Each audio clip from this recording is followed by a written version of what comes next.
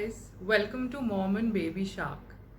तो आज हम बात करेंगे एक ऐसी चीज़ की जो हमें लगता तो है कि बिल्कुल ही यूज़लेस होगी, लेकिन जैसे कहते हैं ना, night in a shining armour, बस वही चीज़ उसी से रिलेट कर लीजिए आप उस चीज़ को।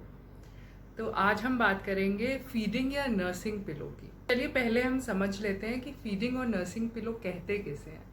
तो फीडिंग या नर्सिंग पिलो होती है एक सी शेप की पिलो, ऐसे सी शेप की। अभी ये थोड़ा सा डी शेप हो गई है क्योंकि 6 मंथ से यूज़ आ रही है ये।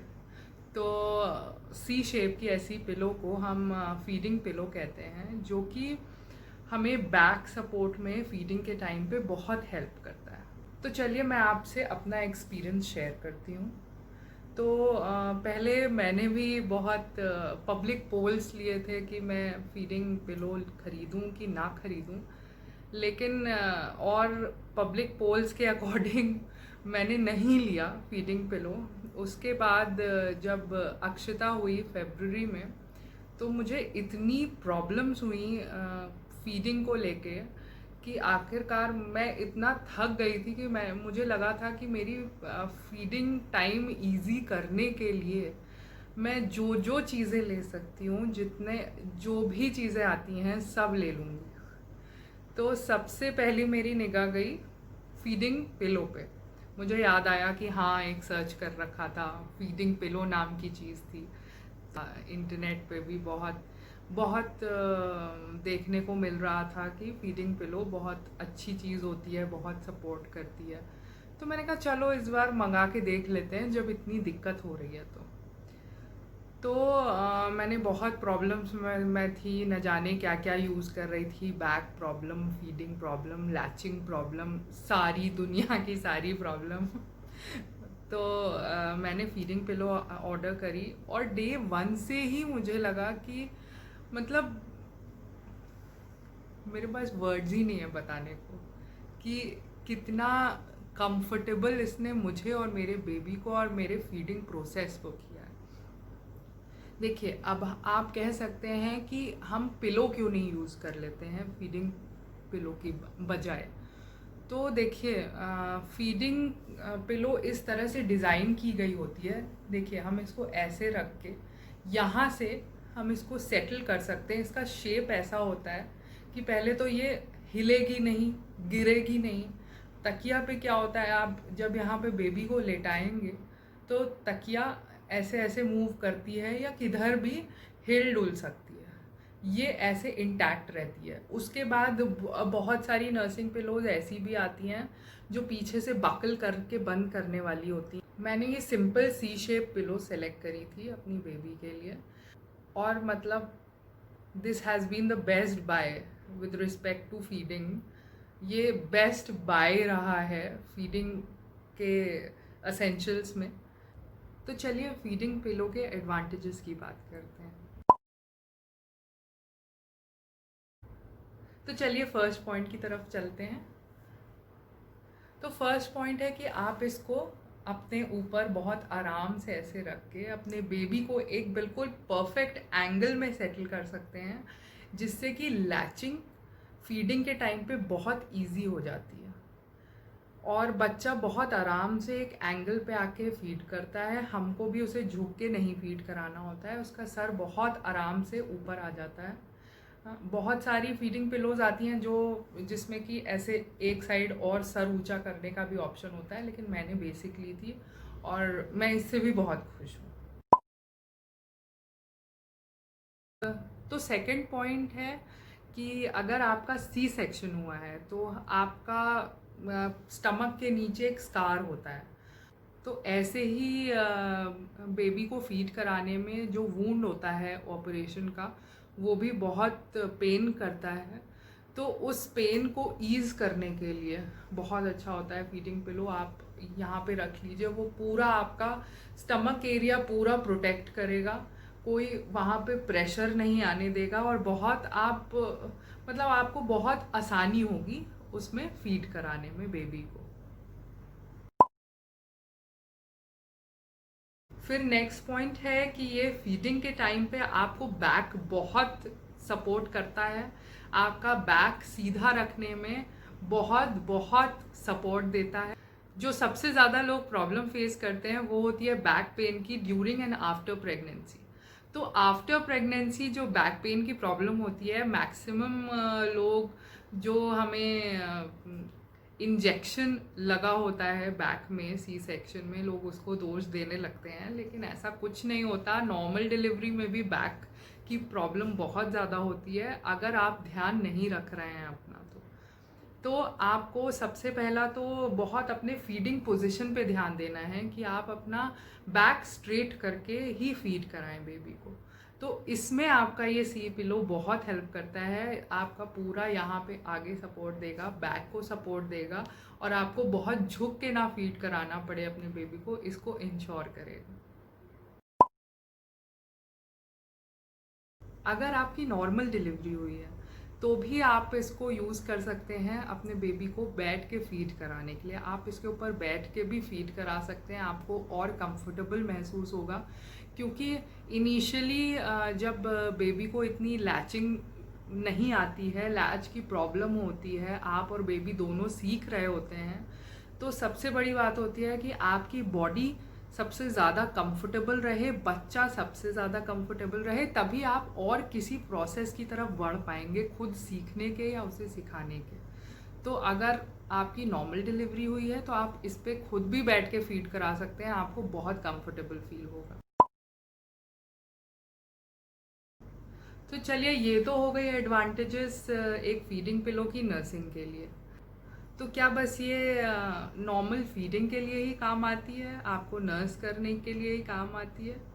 तो मैं कहूँगी इसका जवाब ना है। तो ये और भी बहुत सारे यूजेस में आप ला सकते हैं, जैसे कि अगर आप अपने बेबी को बॉटल फीड कराते हैं तो भी आप बहुत आराम से एक फीडिंग पिलो को अपने लैप पे यहाँ पे ऐसे रख के आप बच्चे को लेटा के एक सही एंगल में, जैसे बॉटल फीड का एक सही एंगल होता है, उसमें आप ला के आप बच्चे को फीड करा सकते हैं। इससे होता क्या है, आपका एक हाथ फ्री रहेगा, तो आप आराम से एक हाथ से उसका सर सपोर्ट कर सकते हैं, एक हाथ से उसको पिला सकते हैं, आपको कोई प्रॉब्लम नहीं होगी, और बेबी भी बहुत सेफ रहेगा। इससे गिरने का कोई भी चांस नहीं होता, कुछ भी डिसबैलेंस होने का चांस नहीं होता, तो बेबी भी बहुत सेफ फील करेगा।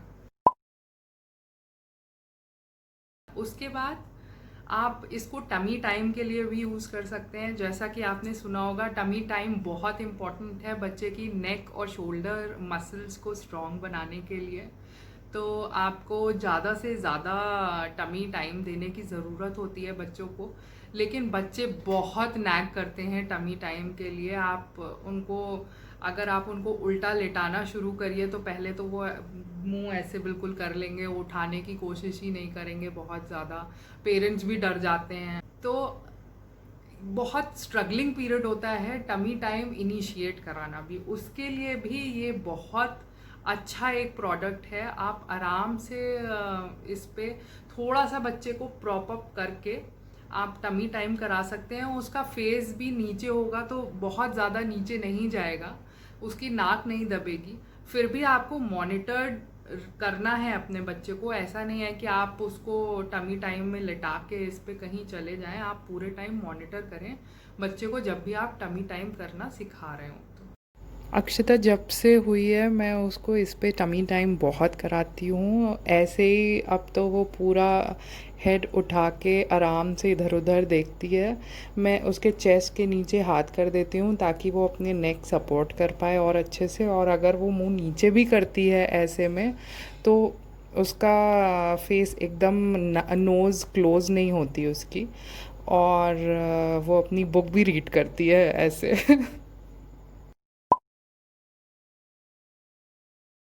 फिर नेक्स्ट है कि आप इसको एक लाउंज टाइम की तरह भी यूज़ कर सकते हैं। जब तक आपके बेबीज़ बैठना नहीं सीख रहे हैं या सपोर्ट से भी नहीं बैठ पा रहे हैं, तो आप इसमें उनको हल्का सा ऊपर करके बैठा सकते हैं, ताकि उनको ये ना लगे कि वो लेट के एकदम निगलेक्टेड हैं, और ताकि उनको ये फील हो कि वो सारे कॉन्वर्सेशन का हिस्सा हैं। बेबीज़ बहुत एंजॉय करते हैं।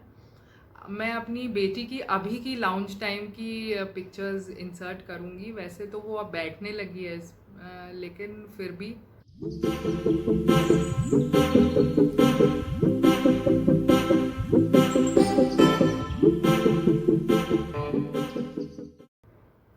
तो बेबीज़ बहुत एंजॉय करते हैं इस पे हल्का सा ऊपर होके सब चीज़ देखना, ऑब्ज़र्व करना, आप लोगों से बात करना, जिस भी लैंग्वेज में उनको आता है वो बहुत उनको मज़ा आता है ऐसा करने में। मेरी बेटी शुरुआत से ही 1 मंथ की रही होगी, तब से मैं इसको हल्का सा ऊपर खिसका के लिटाती हूँ और उसको बहुत मज़ा आता है सबको देखने में, सबके फेसेस ऑब्ज़र्व करने में, कौन क्या किस तरह से बात कर रहा है ये ऑब्ज़र्व करने में। She use to love it. उसके बाद है कि जब आपका बेबी बैठना सीखने लगे, जब उसका हेड एकदम सही से वो बैलेंस करने लगे, तब आप उसको बैठने में हेल्प करेंगे तो उसमें भी ये बहुत काम आता है। ये बेबी का बैक सपोर्ट करता है और आपके बेबी को बहुत हेल्प करता है सीधे बैठना सीखने में। जब बेबी अपना सर खुद संभालना सीख गया होता है तो तब भी उसकी मसल्स नेक और शोल्डर्स की और बैक की इतनी स्ट्रॉन्ग नहीं हुई होती हैं कि वो खुद बैठ सके। लेकिन बेबीज़ खुद भी ज़िद करते हैं बैठने की और खुद अपने आप तो बैठ नहीं पाते हैं, लेकिन हाँ, हम उनको बैठा के रखें तो वो भी बहुत ज़्यादा देर तक तो पॉसिबल नहीं हो पाता है, तो उसमें भी ये बहुत काम आता है। आप इससे सटा के बच्चे को बैठा सकते हैं और ये बहुत पूरा बैक को सपोर्ट देता है और बच्चा खुद भी इससे बैठना सीखने लगता है। मेरी बेटी शुरू से इसको यूज़ करती है। जब से उसने बैठने की कोशिश करना शुरू करी है, उसको बैठना पसंद आना शुरू हुआ है, वो हमेशा इस पे ही टेक लगा के बैठी है और अब वो खुद से ही बैठने लगी है।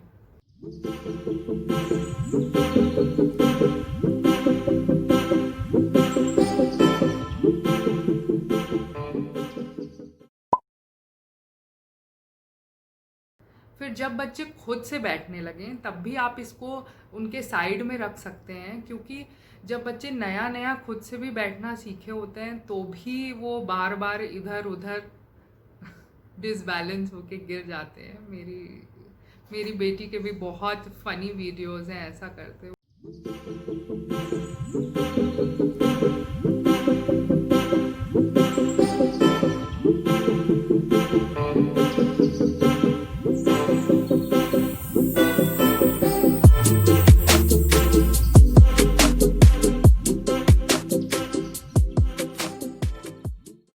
तो पेरेंट्स बहुत डरते हैं कि एकदम से बच्चे अगर गिर गए तो उनको चोट लग सकती है, तो उसमें भी आप पीछे इसको सपोर्ट के लिए थोड़ा सा हल्का सा दूर बच्चे से रखें।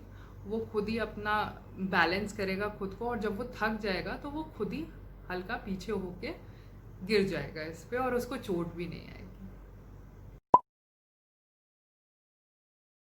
जब आप बच्चे को नया खाना खिलाना शुरू करते हैं और उसने बिल्कुल एकदम ही बिना सपोर्ट के बैठना नहीं शुरू किया होता है, तो भी आप इसको यूज़ कर सकते हैं फीड कराने के लिए। आप बच्चे को आराम से पीछे एक और पिलो लगा के टेक कराएं और उसमें आप फीडिंग पोजीशन में आराम से उसको ले आएंगे और आपका फीडिंग टाइम बच्चे को बहुत इजी हो जाएगा। आप खाना आराम से खिला पाएंगे।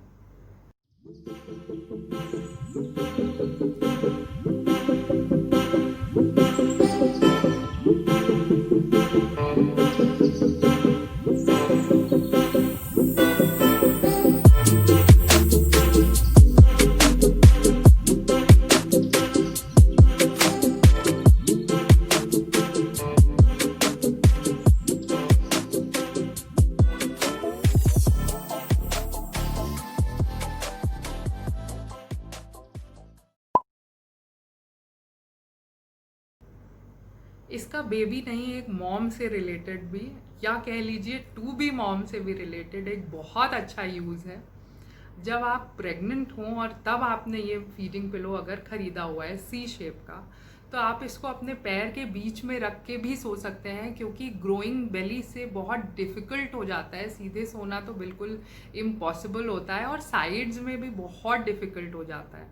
तो आप आराम से इसको अपने पैर के बीच में रख के बहुत कंफर्टेबली सो सकते हैं। ये आपकी ग्रोइंग बेली को सपोर्ट करेगा और आपको एक बहुत अच्छी गुड नाइट स्लीप भी देगा। तो चलिए अब बात करते हैं कि हमको कैसा फीडिंग पिलो लेना चाहिए। मार्केट में तो बहुत तरीके के फीडिंग पिलो आते हैं। मैं सजेस्ट करती हूँ, अगर आपका बजट अलाउ करता है तो ठीक है, आप एक्सपेंसिव भी ले सकते हैं, मगर एक नॉर्मल 500-600 या 800 रुपीज़ वाले फीडिंग पिलो से भी बहुत अच्छा काम होता है। मैं लिंक भी उसका डिस्क्रिप्शन बॉक्स में डाल दूँगी जो मैं यूज़ कर रही हूँ, और कुछ भी बहुत बजट फ्रेंडली जो मिलेंगे मुझे ऑप्शंस, उसका भी मैं लिंक डिस्क्रिप्शन बॉक्स में डाल दूँगी। आप प्लीज़ डिस्क्रिप्शन बॉक्स चेक करना मत भूलिएगा। तो फीडिंग पिलो ख़रीदते समय आपको इन बातों का ध्यान रखना है कि ये बहुत सारे शेप में आता है, और सबसे अच्छा और कंफर्टेबल जो शेप होता है वो सी शेप होता है। जो भी सी से मिलता हुआ जो भी शेप होता है वो सारे बहुत कंफर्टेबल होते हैं। आप आराम से उसको यहाँ पे अपने बेली के को पूरा सपोर्ट करते हुए इंसर्ट करके यहाँ साइड से बच्चे को यूज़ कर सकते हैं। आप ऐसा ही लीजिए, और किसी शेप का बहुत ज़्यादा अच्छा उतना यूज़ में नहीं आ पाता है। फिर सेकंड पॉइंट है कि आप ऐसा फीडिंग पिलो लीजिए ना जो बहुत हार्ड हो और जो ना ही बहुत ज़्यादा ओवर सॉफ्ट हो। में जो बीच का जैसा भी रहता है नॉर्मल फीडिंग पिलो, उसमें बच्चा बहुत कंफर्टेबल रहता है और आप भी बहुत कंफर्टेबल रहते हैं।